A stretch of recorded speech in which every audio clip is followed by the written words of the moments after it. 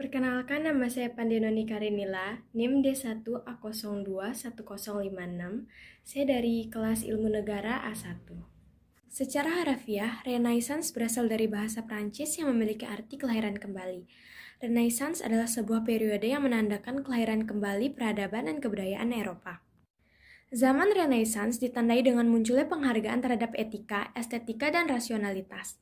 Krisis pada zaman Dark Age di Eropa disebabkan oleh pembatasan berpikir berpolitik, bersosialisasi sesuai dengan doktrin gereja yang berlaku pada masa tersebut.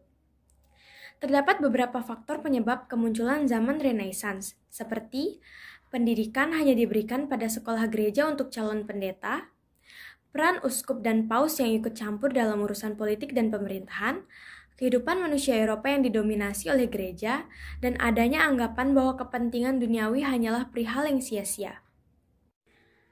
Sekitar abad ke-15 Masehi, Eropa mengalami zaman Renaissance. Kemunculan tersebut akibat dari adanya wabah penyakit, krisis ekonomi, krisis politik, dan krisis pemikiran atau Dark Age.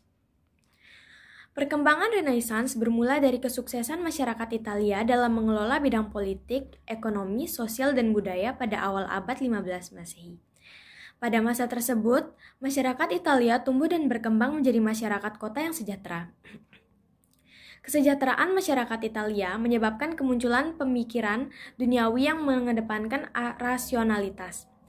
Menurut buku A History of Europe, dari zaman kegelapan hingga era baru, karya Wills Mason West, perkembangan masa Renaissance mencapai titik puncak ketika muncul paham sekulerisme, individualisme, dan humanisme di Eropa.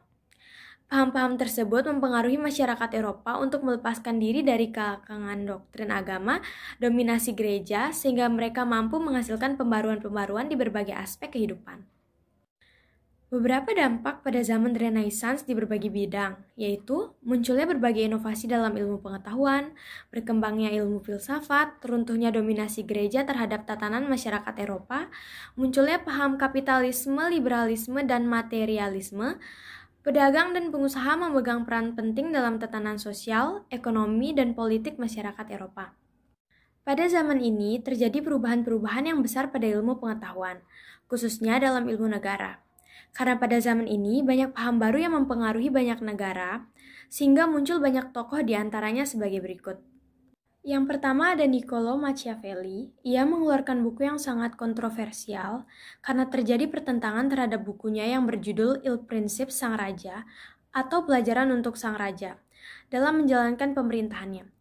Dalam buku itu, bahwa raja itu harus memisahkan antara kesusilaan dan kenegaraan sehingga kesusilaan dihiraukan dan tidak dipakai. Ia bersifat realitas modern. Ia menunjukkan bahwa tujuan negara adalah terbinanya ketertiban, keamanan, dan ketentraman.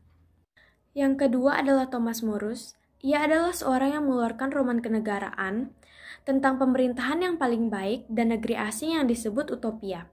Buku ini bertujuan untuk mengkritik Inggris, khususnya kaum burjuis dan pemilik kekuasaan. Yang ketiga ada Jean Bodin. Menurutnya, negara adalah sekumpulan keluarga dengan segala miliknya yang dipimpin oleh seorang yang akalnya dipimpin penguasa yang berdaulat. Dan dalam bukunya, ia memberikan dasar-dasar yuridis sebuah negara. Menurutnya, pemimpin yang pertama adalah seorang militer yang menunjukkan kekuatan dan kekuasaannya. Menurutnya, kedaulatan adalah kekuasaan tertinggi dan untuk itu kita perlu mewujudkannya dengan sifat-sifat sebagai berikut. Yang pertama, tunggal, berarti hanya negaralah yang memiliki. Yang kedua, asli, berarti tidak berasal dari kekuasaan lain. Yang ketiga, abadi, bahwa kedaulatan itu adalah negara dan negara adalah abadi. Yang terakhir adalah tidak dapat terbagi-bagi, berarti tidak dapat diserahkan ke pihak lain. Mungkin sekian yang dapat saya jelaskan. Selanjutnya akan dijelaskan oleh teman saya. Terima kasih. Halo teman-teman, Assalamualaikum warahmatullahi wabarakatuh. Perkenalkan, nama saya Batania Zikro, NIM D1A021057. Saya mahasiswa baru Fakultas Hukum Universitas Mataram. Pada kesempatan kali ini, saya akan membahas materi mengenai ilmu negara dengan tema Renaissance. Tahukah kalian, selama abad pertengahan Eropa pernah mengalami masa suram atau Dark Age dengan ilmu pengetahuan ini terjadi lantaran perkembangan ilmu pengetahuan sangat dibatasi oleh gereja, sehingga mendorong adanya kebangkitan peradaban modern Eropa yang dikenal dengan zaman Renaissance. Lalu, seperti apakah zaman Renaissance itu dan bagaimana perkembangannya? Renaissance sendiri berasal dari bahasa Latin renascere yang berarti kelahiran kembali. Yang dimaksud sebagai kelahiran kembali adalah kembalinya pengaruh seni dan budaya Yunani dan Romawi kuno dan menenggelamkan pengaruh gereja dalam kehidupan sosial masyarakat. Pada masa itu, dominasi gereja hampir berada di dalam semua aspek kehidupan masyarakat dan negara. Dominasi gereja ini bersifat skolastik, yaitu semua bertujuan untuk akhirat.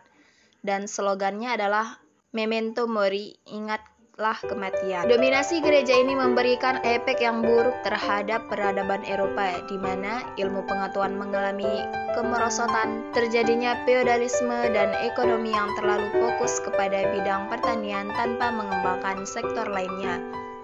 Renaissance merupakan pelopor peradaban modern di Eropa. Salah satu esensi dari semangat Renaissance adalah pandangan manusia yang tidak hanya memikirkan bagaimana di akhirat kelak, tetapi juga harus memikirkan bagaimana ketika masih hidup, sehingga membuat manusia yang lahir ke dunia untuk mengolah, menyempurnakan, serta menikmati dunia setelah itu baru menengadah ke surga karena nasib manusia berada di tangan manusia itu sendiri. Faktor munculnya Renaissance. Ada beberapa faktor yang mendorong masyarakat untuk melakukan perubahan dan melahirkan Renaissance, antara lain paham Renaissance yang membutuhkan penjelasan secara fakta, berkembang dan banyak menentang paham-paham yang ada di ajaran gereja. Bangkitnya keinginan raja-raja untuk memerintah negara tanpa campur tangan gereja, kaum menengah atas atau borjuis bangkit dan mereka membuka pemikiran masyarakat. Golongan humanisme yang menggunakan sastra Yunani dan Romawi kuno sebagai pondasi peradaban bangkit dan mempengaruhi masyarakat. Penaklukan Konstantinopel oleh Turki membuat cendekiawan Konstantinopel kabur dengan membawa dokumen-dokumen Yunani dan Romawi kuno ke negara Eropa. Sistem pajak pedal yang memberatkan masyarakat terkikis seiring waktu dan menjadi faktor penting bangkitnya Renaissance. Adapun dampak Renaissance, yaitu kebangkitan peradaban modern di Eropa ini memberikan dampak yang positif terhadap masyarakat Eropa, di mana bertumbuhnya kebebasan, kemerdekaan, dan kemandirian individu, berkembangnya ilmu pengetahuan, teknologi, dan seni budaya, sehingga membawa perubahan yang besar pada peradaban Eropa dan dunia hingga ke era sekarang. Namun, zaman Renaissance ini tidak serta-merta membawa dampak positif saja, tetapi juga ada dampak negatifnya. Lantaran runtuhnya dominasi gereja, maka melahirkan paham-paham dan pemikiran baru yang berkonotasi buruk serta merendahkan gereja.